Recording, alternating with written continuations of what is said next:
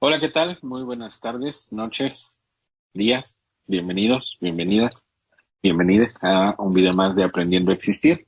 El día de hoy vamos a continuar platicando sobre las emociones y más específicamente sobre la alegría y algo que últimamente estamos viendo que es el positivismo tóxico. Entonces, como siempre, es un placer platicar con Ana Paula sobre estos temas. Bienvenida, Ana Paula, ¿cómo está? Hola Carlos, bien.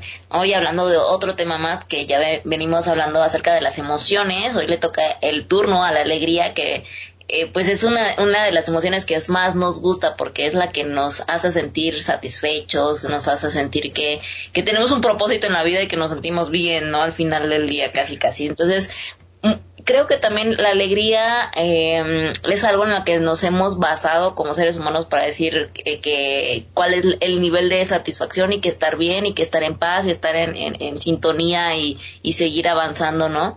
Entonces, sobre todo creo que hoy, en la actualidad, en este mundo, como cuando les llaman ahora woke, como un pensamiento woke, eh, que todo se basa en el bienestar, en la tener el positivismo, el estar bien, el siempre estar alegre, el siempre ir por el camino del lado de donde te sientes sonriente, con energía, haciendo las cosas de manera productiva, satisfecha, o sea, como esta idea de todo tiene que encajar, todo tiene que ser perfecto, tienes que siempre estar de buen humor.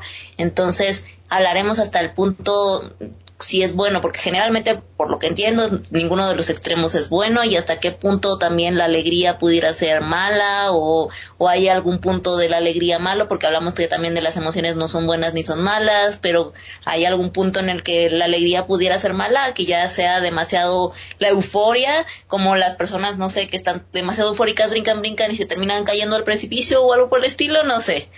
Tú me contarás. ¿Qué piensas al respecto? Muy bien, bueno, en primer lugar conviene hacer un breve recordatorio, un breve contexto. Recordemos que parte de lo que hemos venido platicando, si no han visto nuestros otros videos, es excelente momento de que, bueno, no le pongan pausa, sigan viendo este video y ya que terminen pueden ver los demás. Siempre es importante recordar que parte de lo que estamos buscando es cuestionar algunas de las enseñanzas que el sistema nos ha dado sobre las emociones, principalmente tres perspectivas que creo que son importantes tomar en cuenta. La primera es que las emociones simplemente son señales biológicas que nuestro cerebro lanza a partir de cosas que observa afuera y dentro de nosotros mismos. Lo segundo, que las emociones no se catalogan desde el punto de vista psicológico como buenas o malas o como positivas y negativas. Si quieren ponerlo en la categoría, simplemente sería que todas son útiles y algunas son placenteras y otras son displacenteras. Las displacenteras son las que hemos catalogado como negativas. El problema de catalogarlo como negativo en lugar de como displacentero es que automáticamente tratamos de huir de ellas y que creemos que si las sentimos, pues algo nos está fallando. Y el tercer punto que también es importante tomar en cuenta es que la gestión de las emociones es lo que se busca desde los nuevos modelos terapéuticos más que el control, porque el control invita a reprimir, invita como a tratar de eliminar, erradicar, disminuir, mientras que la gestión tiene que ver más con cómo permito que fluyan estas emociones, porque es normal sentirlas. Entonces, hoy hablaremos más de la alegría porque recordemos que todas las emociones cumplen con una finalidad y más adelantito platicaremos un poco sobre si hay cosas negativas de la alegría o no y también un poco del positivismo tóxico que bien lo menciona Ana Paula en esta época en la que vivimos, que yo creo que a lo mejor ya tiene, no sé, unos 30 años probablemente, sin embargo, apenas estamos viendo como el impacto con mayor fuerza gracias a las redes sociales. Es normal que mucha gente considere que hay que ir en pos de la alegría todo el tiempo.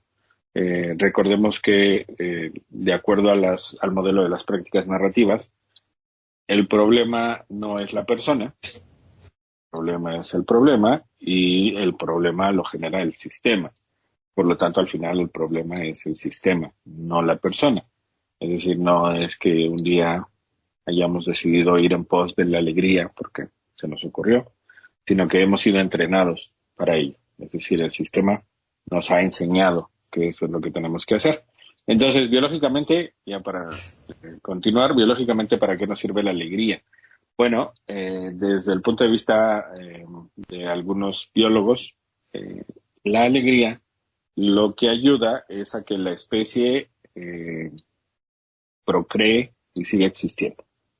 ¿A qué se refiere esto? A que en los momentos de mayor euforia, de mayor alegría, hay mayores probabilidades de que desfoguemos esa alegría a partir de vincularnos con otras personas. Por eso es muy normal que cuando, por ejemplo, en los países donde se celebran Juegos Olímpicos o donde se celebran mundiales de fútbol, que son de los eventos deportivos que más atraen a distintas personas de todas partes del mundo, normalmente los países inician campañas de concepción segura. Inician campañas en las cuales tratan de promover el uso de preservativos. Normalmente lo inician 6 meses antes de que comiencen los Juegos Olímpicos o las copas de fútbol, las copas mundiales, porque las estadísticas indican que incrementan significativamente los embarazos. Entonces, biológicamente, la alegría, de alguna manera, lo que ayuda es a que se fortalezcan los vínculos que tenemos con nuestro entorno y biológicamente que se incremente la probabilidad de poder reproducirnos y, por lo tanto, que la especie sobreviva. Por tanto, la alegría es fundamental para nuestra especie.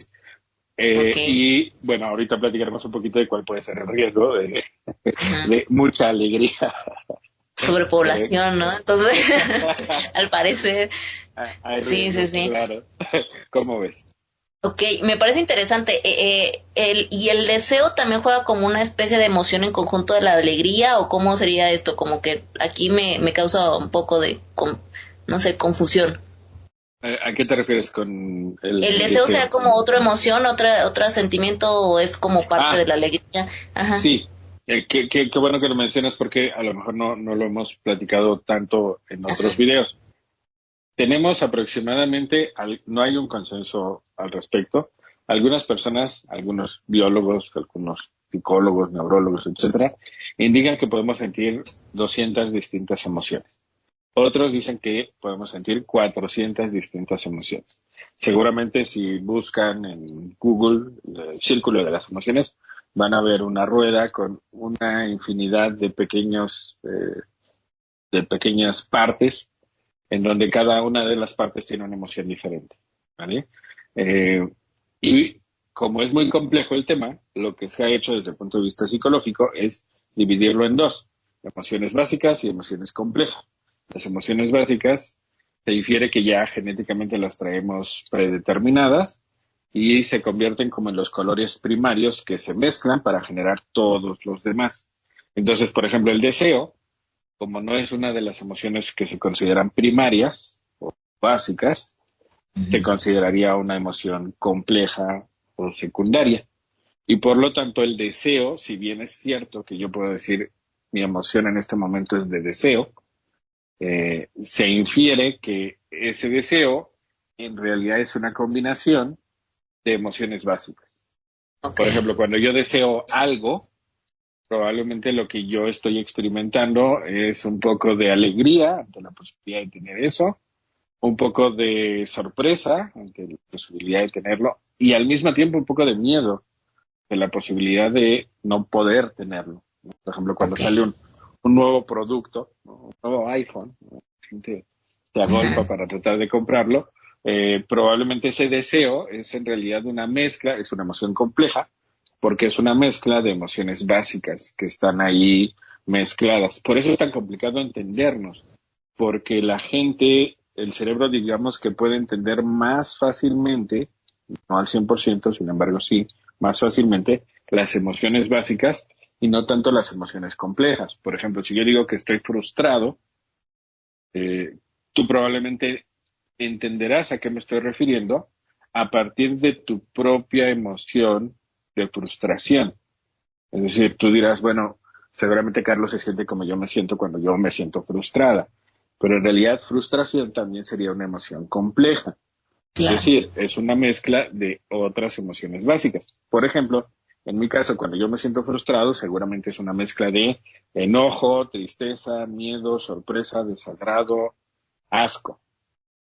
Y puede que en tu caso, frustración, no sean exactamente esas mismas 5 emociones. O Ujú. puede ser que incluso, aunque fueran esas mismas 5 emociones, puede ser que estén en proporciones diferentes. A Claro. lo mejor cuando yo me frustro, 50% de eso que estoy sintiendo es enojo.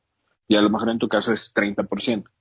¿Sí? Ujú. Entonces, por eso es tan complicado realmente entendernos, porque cada persona, cada cerebro tiene distintas combinaciones de emociones básicas y además distintas proporciones.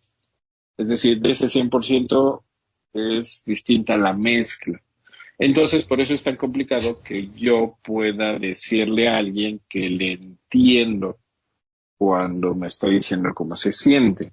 Porque Ok. entender se infiere como capto por completo lo que estás sintiendo. Logro conectar por completo. Entonces, en psicoterapia se utiliza, o en psicología, más que entender, se utiliza la palabra comprender, que la diferencia, el entender es me queda súper claro lo que estás sintiendo, lo que estás pensando, yo estoy igualito. Y el Ujú. comprender sería más como probablemente no entiendo por completo lo que estás sintiendo, lo que estás pensando. Es más, probablemente podemos hasta pensar diferente y aún así trato de validar, trato de escuchar esto que me estás diciendo y tomarlo en cuenta. Claro. Entonces, desde el punto de vista psicológico, es mucho más adecuado tratar de externalizar que comprendemos más que entendemos. Ujú. Sin embargo, bueno, ya me fui a otro lado con respecto a las palabras. Sin embargo, deseo, en particular, que era la pregunta, sería una emoción compleja Ok. que está constituida por emociones básicas. Y tu deseo probablemente está construido por emociones distintas a las que conforman mi deseo. Por Ujú. eso no nos ponemos tan fácilmente de acuerdo, porque en realidad no sentimos igual, aunque nos han hecho creer que sí. Ujú. Ok, Como, qué interesante. Entonces, la emoción de la alegría se fundamenta en el poder sentir empatía a lo mejor con las otras personas y tener este apego tal vez con algo, con querer algo, tener algo, sentir esta relación con alguien y sentir esta euforia y a lo mejor hasta bajar un poco esta situación de sobrepensar las cosas, tener un alto entendimiento, porque yo considero que las otras emociones nos dan un poco más de pauta para pensar las cosas antes de actuar y siento que a veces la alegría te dice, hazlo, motivación, ¿no? Rápido, piensa rápido, hazlo, no pasa nada y como que es más de inmediatez. Entonces, a lo mejor a esto se dirige, ¿no? De que cuando estás sobre todo en un alto grado de alegría, que ya llegas un poquito más a la euforia, actúas más sin pensar, pero porque a lo mejor te sientes en exactamente. un ambiente seguro, ¿no? Cuando siento que hay mucha alegría es más, te sientes más seguro, entre comillas, no sé, ¿tú cómo ves? Sí, sí, totalmente. De hecho, por eso se generan nuevos vínculos, porque, por ejemplo, yo a lo mejor cuando no siento alegría me costará trabajo hablarle a un desconocido. Sin embargo, eso se da mucho, y todos los que han ido a algún estadio de fútbol o de cualquier otro deporte, cuando tu equipo gana, entonces es un partido importante o una final o una copa, algo así, la euforia se convierte, bueno, la alegría, que es su nivel elevado es euforia, se transmite, es decir, emocionalmente nos contagiamos de la alegría de aquellos que nos rodean y establecemos más rápidamente vínculos con aquellos que están a nuestro alrededor, aunque previamente no les hubiéramos conocido. Se convierten pues como nuestros amigos, aunque sea la Ok. primera vez que les vemos. Y probablemente si en un estado de mayor tranquilidad yo tendría dificultad para hablarle a una chica o a un chico, en un momento de euforia es como algo mucho más fácil. Entonces, la alegría, digamos que se convierte como en una especie de lubricante social que permite que los vínculos y las relaciones se den de una forma mucho más sencilla. Incluso en muchos estadios, sobre todo en Estados Unidos, creo que ya también lo están haciendo en varios de Europa, tienen algo que le llaman la Love Cam, que sería la cámara del amor, en donde enfocan a personas del público que en teoría no tienen por qué conocerse y les ponen un corazoncito y entonces les invitan a que se den un beso. Y ha ocurrido cosas muy graciosas de gente que en realidad no se conoce y que a partir de algo así tan absurdo, de que te están enfocando y todos te están viendo en el estadio, pues se dan un beso. Y ya, ¿qué pasa después? Pues eso ya depende de la situación. Sin embargo, son cosas que en otros momentos obviamente no ocurrirían, ¿no? Y como tú bien lo mencionaste, ¿cuál es el riesgo que puede generar la alegría? En realidad es el mismo riesgo que toda emoción puede generar cuando está demasiado elevada. El riesgo es que tomemos decisiones equivocadas. Es decir, no solamente ocurre con la alegría, también ocurre con el miedo, también ocurre con el enojo, también ocurre con la tristeza, por ejemplo, con los celos, no se diga. Entonces, toda emoción cuando está muy elevada, el riesgo que corremos al decidir a partir de esa emoción tan elevada es que probablemente actuaremos de una forma equivocada. Claro. Por eso es muy normal que mucha gente cuando está muy, muy, muy triste, pues ya realiza acciones que le perjudican o que perjudican a otros. O gente que está muy, muy, muy enojada, pues también realice acciones que le perjudiquen o perjudiquen a otros. Y lo mismo pasa con la alegría. Entonces, en realidad, el riesgo de la alegría es el mismo riesgo que todas las emociones tienen. Si yo tomo acción a partir de la emoción muy elevada o muy encendida, muy probablemente puede que me equivoque y que luego me arrepienta. Por eso, desde el punto de vista psicológico, siempre se sugiere no tomar decisiones relevantes cuando estamos o muy contentos, o muy enojados, o con mucho miedo, o con mucha tristeza, que son en general las emociones o con mucho celo, que son en general las emociones que a veces nos invitan a actuar de una forma no tan idónea para nosotros o para otros. Sí, claro. Igual pasa cuando dicen con el que estás muy enamorado, ¿no? En la etapa del enamoramiento, porque tendemos a cegarnos y no ver las cosas importantes, analizar ciertos parámetros, y cuando se toman estas decisiones por base a la alegría, a esta exaltación del romance, del amor, de que todo es perfecto porque así se ve con estos lentes de alegría total, de que todo es perfección, de que no hay ningún tipo de alerta, te ciega a los posibles, las posibles alertas, los posibles errores, los posibles inconvenientes que pudieran tener tomar esta decisión, ¿no? Entonces, en esta situación, sí, por eso también se dice que no se deben de casar, prestar dinero, hacer muchos tipos de cosas, o vender cosas, o comprar cosas, sobre todo, que eso creo que el error más comúnmente que nos hacen tener, ¿no? Sobre todo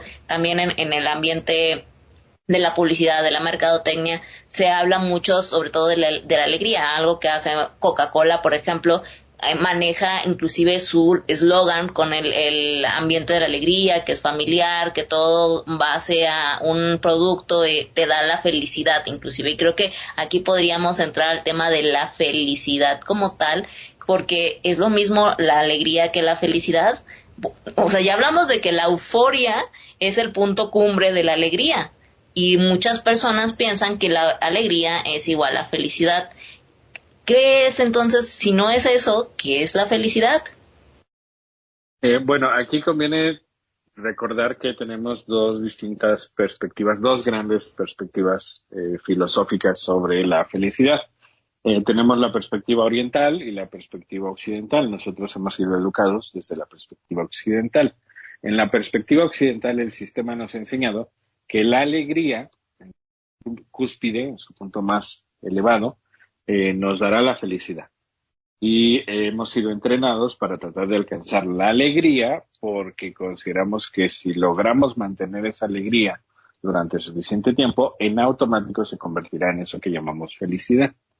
En la parte oriental, la alegría no se ve como algo que lleve a la felicidad.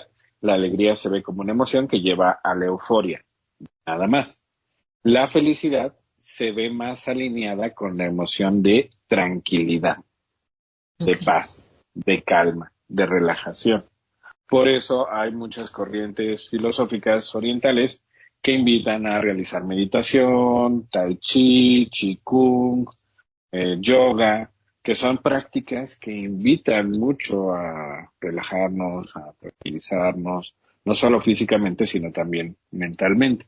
Entonces, a mí me parece honestamente que no es casualidad que el sistema en el cual nos tocó vivir haya cambiado el enfoque y que priorice la alegría y que nos venda que eso nos va a llevar a la felicidad, mientras que el modelo oriental se ha quedado, como desde hace milenios se contempla, como que la felicidad se refiere a una tranquilidad bastante duradera. Desde la perspectiva del sistema occidental en el cual vivimos, este horrible capitalismo en el cual nos desenvolvemos, se nos entrena para tratar de todo el tiempo estar buscando la alegría, que es lo que en muchas ocasiones se puede convertir en esto que se conoce como positivismo tóxico, que ahorita ya veremos un poquito más específicamente a qué nos referimos con ese término. Sin embargo, la idea del sistema es que como me entrenan para buscar algo que no es sostenible, porque la alegría en realidad es como un pico.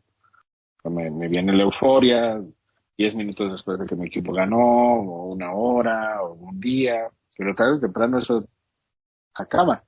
Y entonces tengo que buscar una nueva fuente de alegría. Y tengo que estar buscando a cada rato nuevas fuentes de alegría. Me compro algo, me siento muy alegre ese día, pero probablemente al día siguiente ya no. Entonces al día siguiente tengo que seguir comprando. Al final se busca que se haga esto porque en el fondo, allá donde se supone que voy a encontrar la felicidad, en realidad lo que voy a comprar es consumismo. Más y más y más y más y más consumismo, porque en realidad la felicidad pues no está ahí, nunca ha estado ahí, nunca va a estar ahí. Y obviamente pues la gente cuando no cuestiona esto y simple y llanamente sigue como el checklist que le han entrenado seguir, el camino que le han entrenado para seguir, pues llega un momento en donde se topa con pared y se pregunta qué hizo mal, porque se supone que le habían vendido la idea de que al final de la alegría pues, estaba la felicidad. Pero el problema, reitero, no es la persona. Claro. El problema es el sistema. Es la interpretación de lo que le das a la felicidad, porque creo que no hay ni siquiera una definición exacta y sobre todo las empresas nos venden una definición de la felicidad porque les conviene el consumismo, y si estamos haciendo el análisis de lo que se maneja cómo se maneja el consumismo, hay emociones muy dadas a que se presente una compra rápida sin pensar.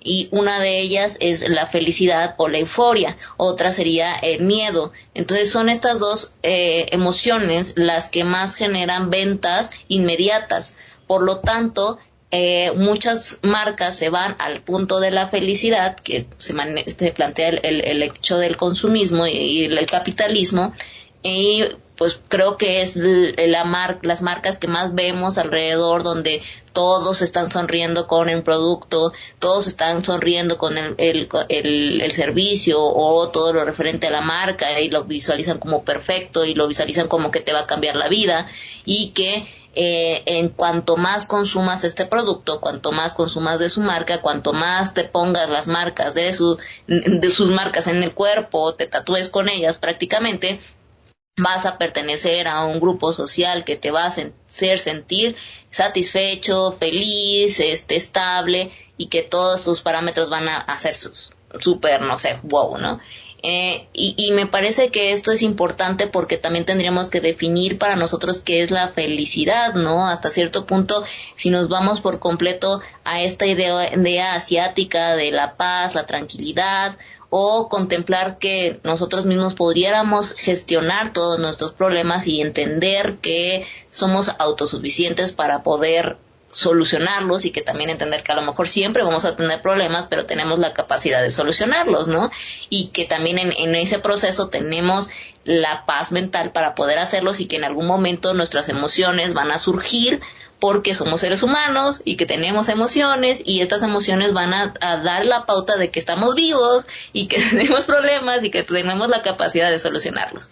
Entonces, también es aprender a determinar y cuestionar qué necesitamos como seres humanos, y determinar que todo esta verborrea que nos venden, porque sí creo que actualmente nos venden mucho esta verborrea de ser felices, de tener mucha alegría, de ser positivos, de ser productivos, de que toda una serie de pasos de ser sonriente, de pensar positivo, de atraer las cosas buenas, de ser la ley de la atracción, de la ley del secreto, cosas de ese estilo, son los que nos traerán el éxito, el amor, la abundancia. Entonces, ¿hasta qué punto en verdad esto podría decirnos o decirnos que este es el secreto de la felicidad absoluta, y que continuamente vamos a tener esto, ¿no? Porque es su idea de lo que se construye como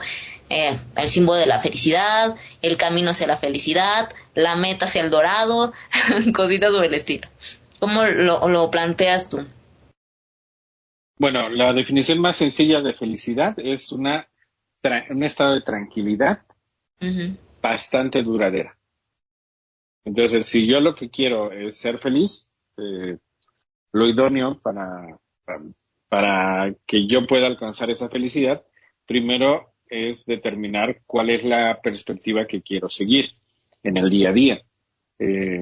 Por ejemplo, si yo quiero seguir la perspectiva occidental, desde la perspectiva occidental, la felicidad sería la acumulación de alegrías de tal magnitud o de tal frecuencia que nunca te sientas triste, enojado, con miedo, porque al final de alguna manera nos han hecho creer que donde nos tenemos que instalar es en la alegría, ¿no? Todo el tiempo estar alegre.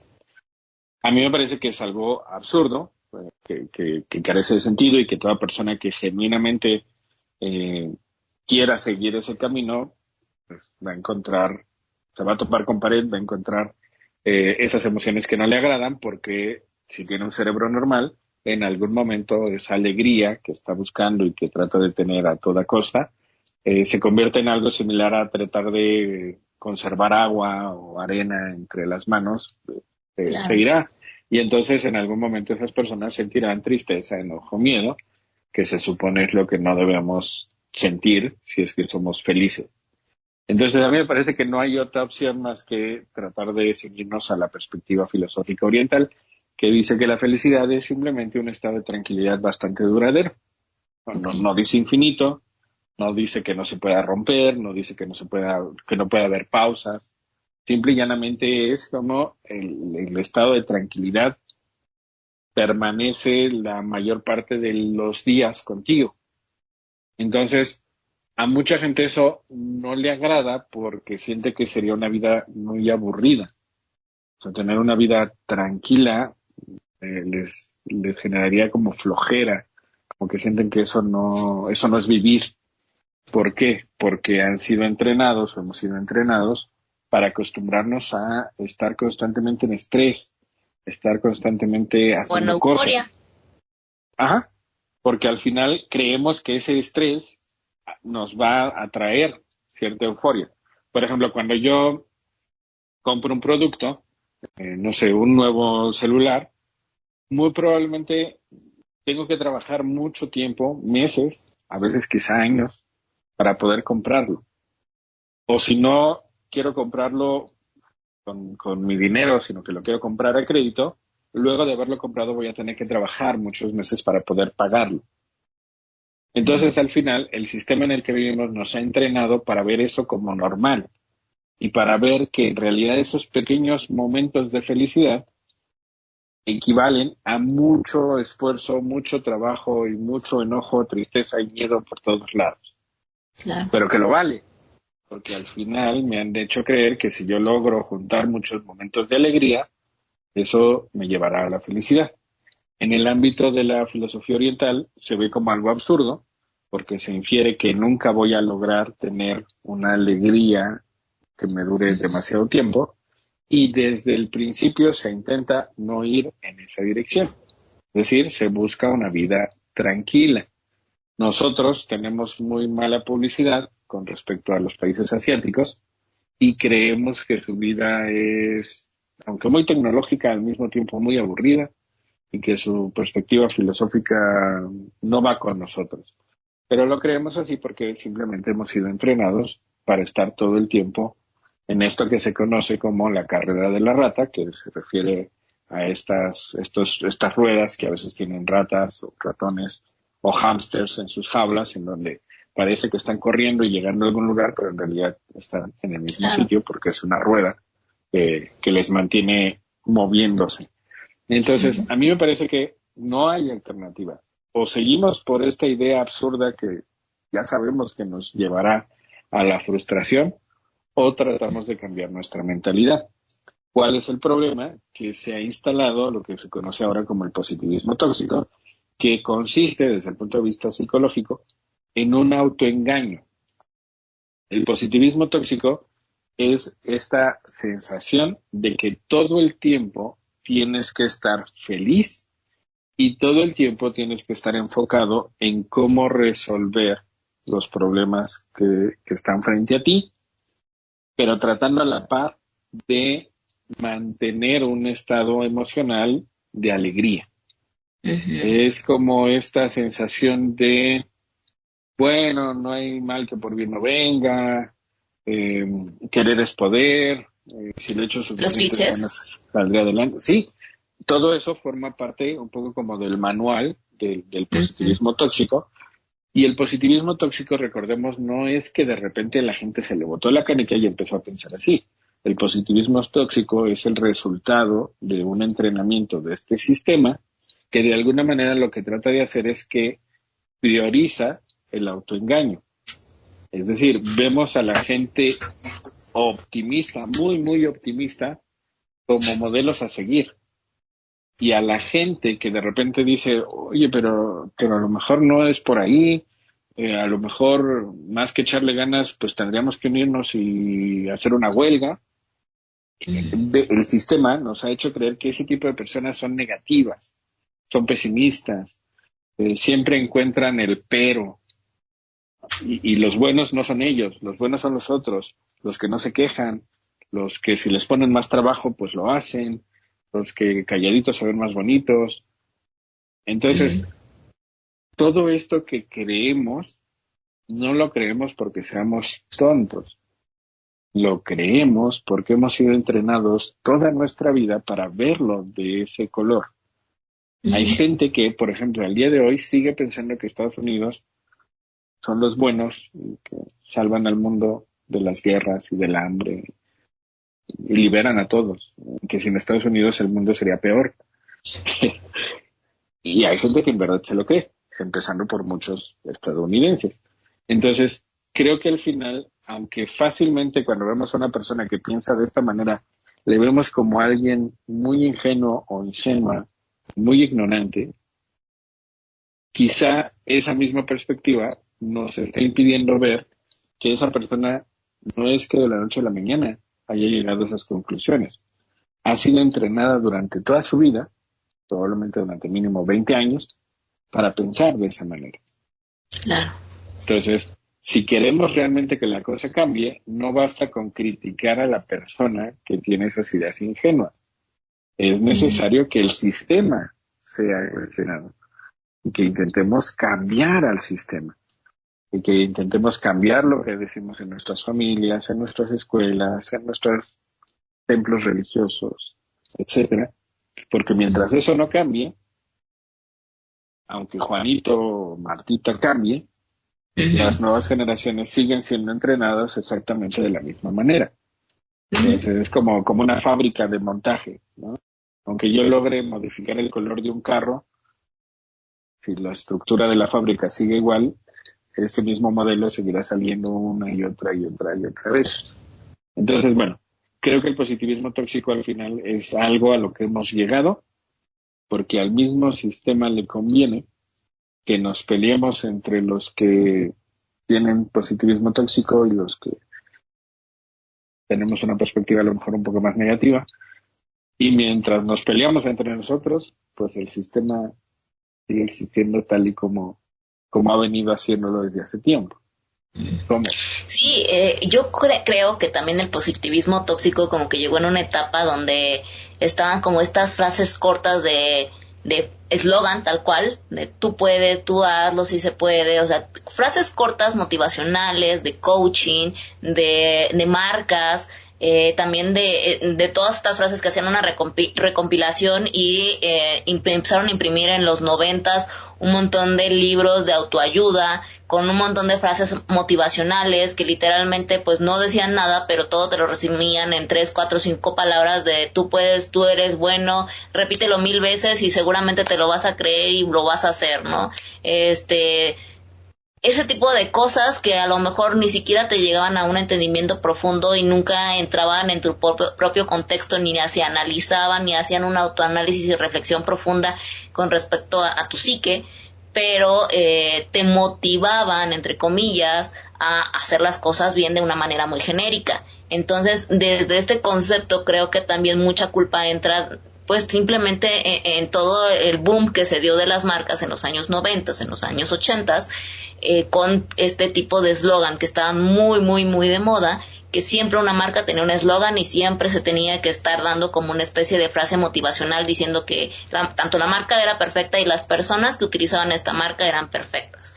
Entonces creo que ahí fue el boom de este tipo de ideologías, de pensamientos positivos cortos y que tú podías comprártelo solos y que solamente era un pequeño lavado de cerebro y si te lo repetías una y otra vez iba a funcionar y te lo ibas a creer porque podía hacerlo, ¿no? Repitiéndole a una y otra vez. Es como Barbie de tú eres lo que quieras ser, algo así. O sea, este tipo de eslogan de los años 90 fue un boom muy fuerte que entre comillas, pues sí, ayudó a la mercadotecnia, ayudó a la publicidad, pero a nivel psique, a nivel interiorizado para las personas, pues hasta qué punto te funciona y hasta qué punto no, porque hay personas que pueden tener, que nada más les falta un poco de motivación y hay personas que en verdad necesitan o todo un análisis introspectivo porque no están en un contexto favorable para ellos, ¿no? Que creo que es en su mayoría la masa en común, sobre todo Latinoamérica, de que tenemos tantos rezagos económicos, tantos rezagos sociales, tantos rezagos en cómo el sistema funciona familiarmente inclusive, y no con una frase motivacional vas a solucionar estos problemas tan fuertes que no una frase de créelo y tú puedes no va a ser suficiente. Entonces creo que esta parte de no saber manejar la cultura también sociopolítica y poder dar un incentivo sistemático hace que todas estas frases motivacionales, fáciles, prácticas, sean el pequeño gancho de esperanza de las personas para poder intentar hacer algo porque no se sienten capaces de hacer algo y lo único que les da el motivo o la esperanza pues está en tu marca de Coca-Cola y del refresco que está en la mesa. ¿Sí me explico? Es complejo y triste, pero así es. Claro, porque al final para el sistema es mucho más sencillo poner la responsabilidad de lo no logrado en las personas y no en el sistema.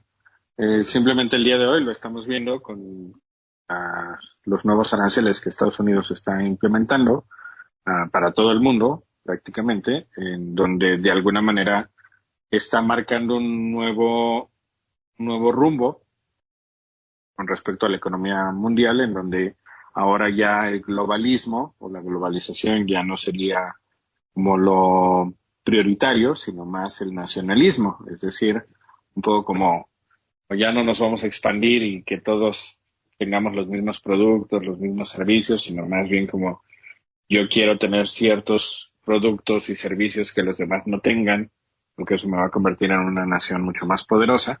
Entonces, a mí me parece que al final la situación del día de hoy justamente lo que nos muestra es cómo de la noche a la mañana se puede cambiar la dirección que todo el mundo debe de tomar de acuerdo a las decisiones de los que tienen el poder. Ujú. Y entonces ahora probablemente a partir de esto vamos a empezar a notar nuevas frases, ya no las mismas frases motivacionales, sino que ahora van a ser sustituidas por nuevas frases que apelen quizá más a un entorno de nacionalismo. Porque las frases que tú mencionabas, que estaban muy, muy vigentes desde los 90 para acá, o desde los 80 para acá, apelaban sobre todo al individualismo. Ujú. O sea, te decían, tú puedes, tú hazlo, tú lo lograrás, tú, y siempre era tú, una persona.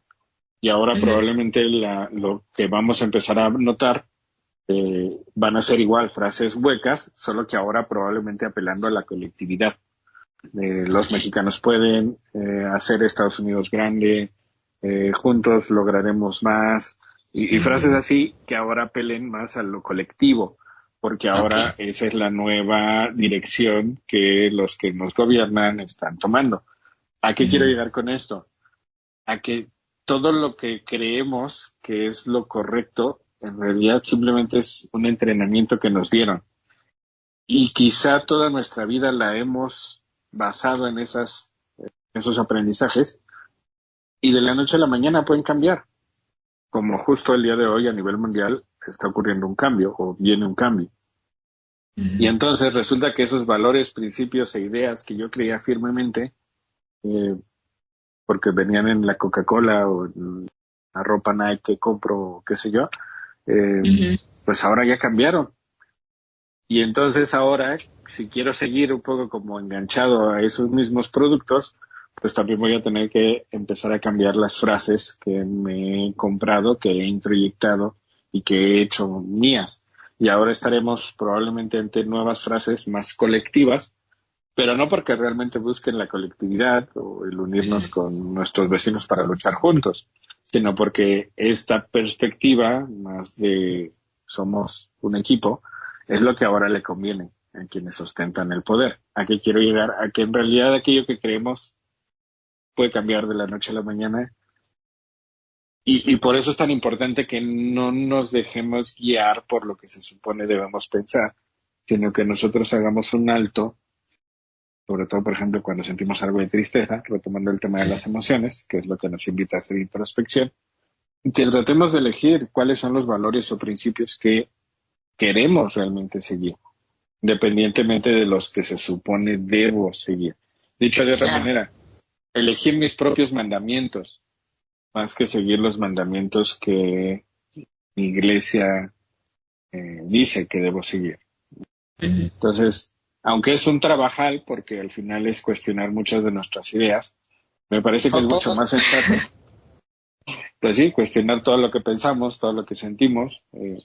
Creo que al final es mucho mejor porque cuando vienen cambios globales, pues tú no tienes que cambiar porque tú puedes seguir defendiendo los mismos valores o principios que en algún momento te detuviste a reflexionar y que dijiste esto es lo que quiero defender, ¿no? Independientemente de hacia dónde vaya el mundo. Ujú. Entonces, creo genuinamente que el manejar correctamente las emociones nos permite precisamente darnos esos tiempos que el cerebro nos pide. Ejemplo, la tristeza nos pide hacer introspección, el enojo nos pide actuar, la alegría nos pide vincularnos con otras personas, el miedo nos pide tratar de detenernos y reflexionar ante los posibles escenarios. Ujú. Los celos nos indican que algo para nosotros es valioso. Las emociones están bien padres. El chiste es elegir sabiamente nuestras acciones una vez que Ujú. aceptamos que estamos sintiendo lo que estamos sintiendo. ¿Cómo ves?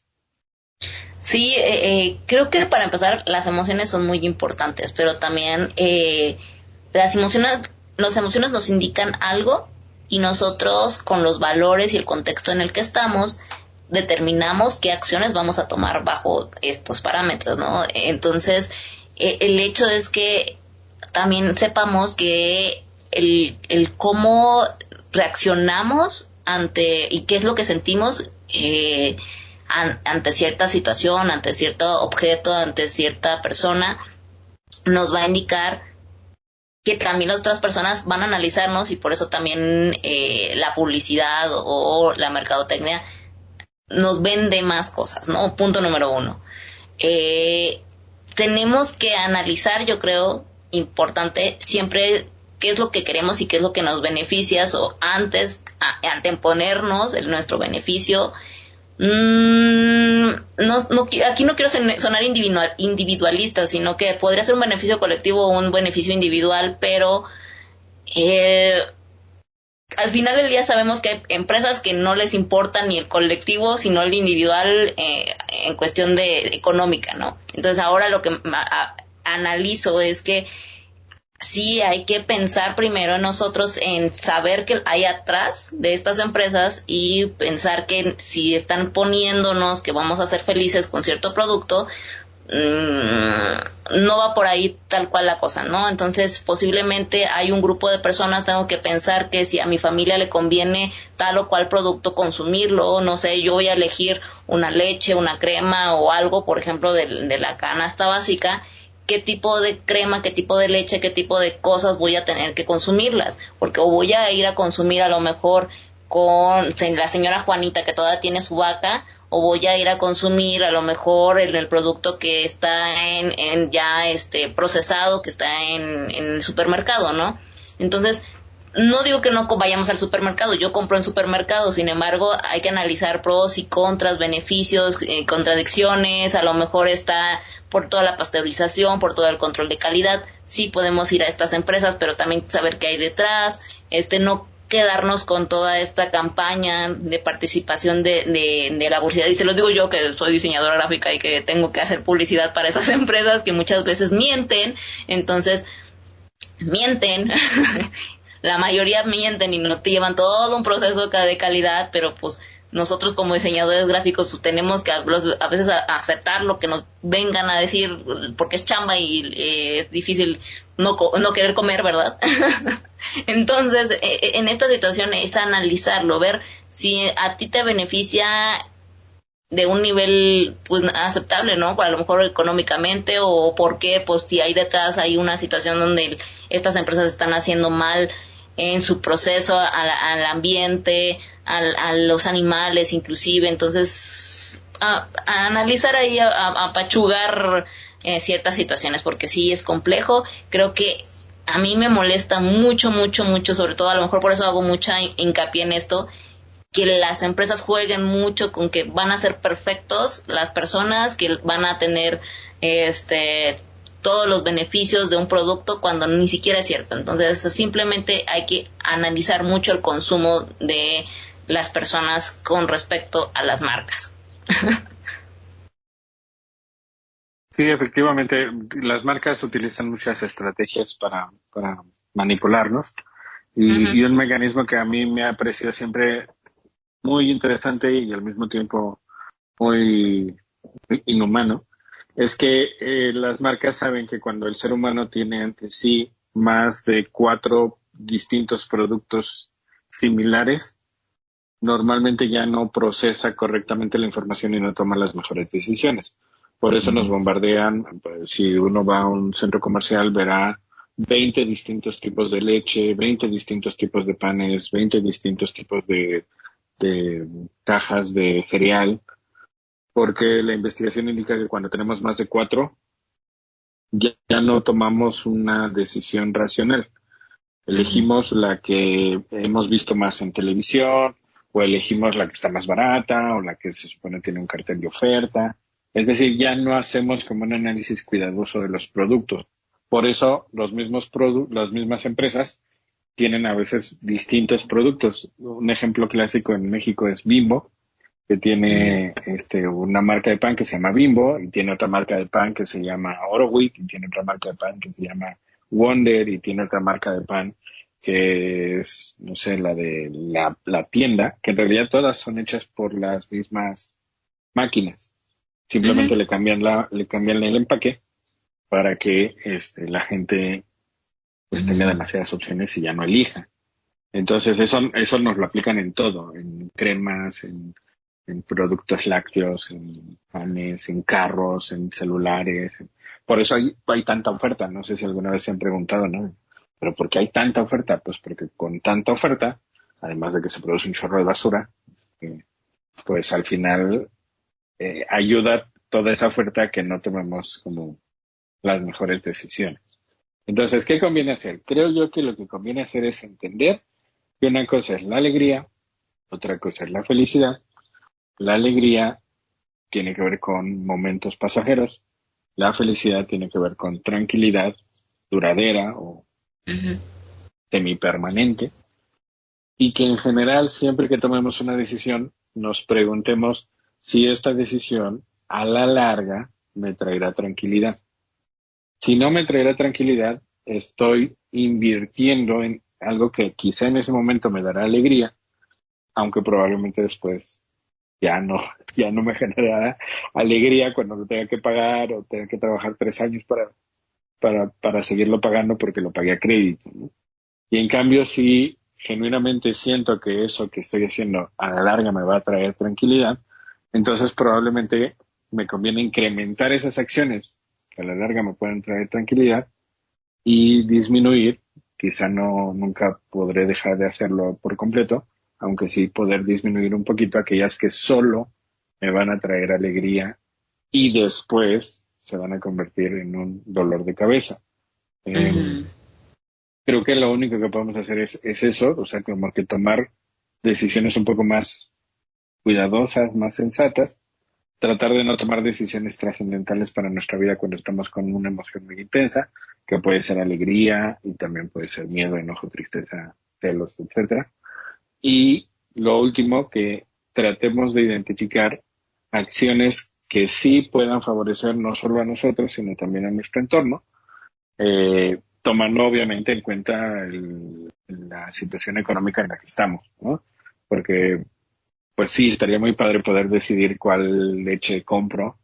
Sin embargo, si solo me alcanza para una, claro, voy a tener que comprar esa, ¿no? O estaría padre decidir con qué clientes trabajar, pero si solo tengo dos y los dos son malos con sus clientes y al mismo tiempo no tengo en este momento otra forma de sobrevivir más que trabajando con alguno de ellos, pues bueno, no tengo muchas opciones. Por eso es tan importante comprender que gran parte de nuestras decisiones también están influenciadas por la situación económica. Ya cuando tengamos a lo mejor más recursos, pues a lo mejor podremos hacer mejores elecciones. Sin embargo, hay ocasiones en donde el presupuesto está tan bajito que literalmente pues eliges el más barato, ¿no?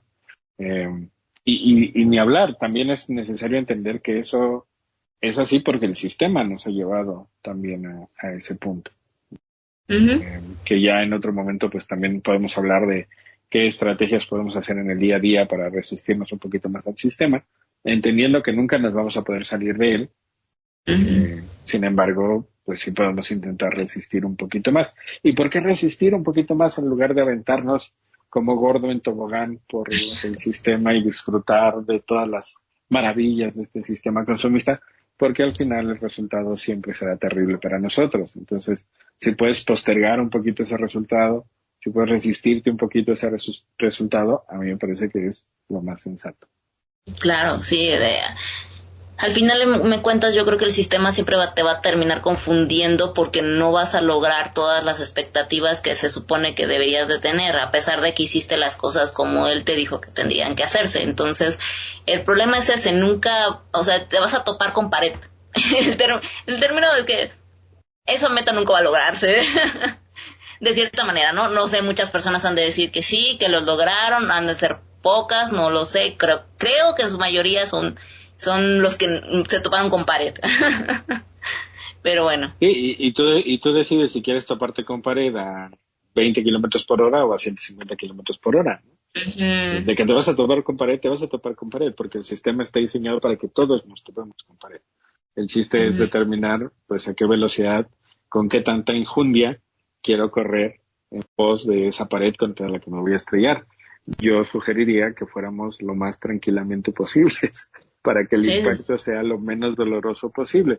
Y claro, siempre habrá un ejemplo entre 1 millón de personas que hayan logrado el éxito siguiendo la fórmula del sistema. Sin embargo, en términos generales, conviene identificar que incluso aquellas personas que han logrado el éxito probablemente lo han hecho a costa de muchas otras personas que han sufrido para que ellos lograran ese éxito.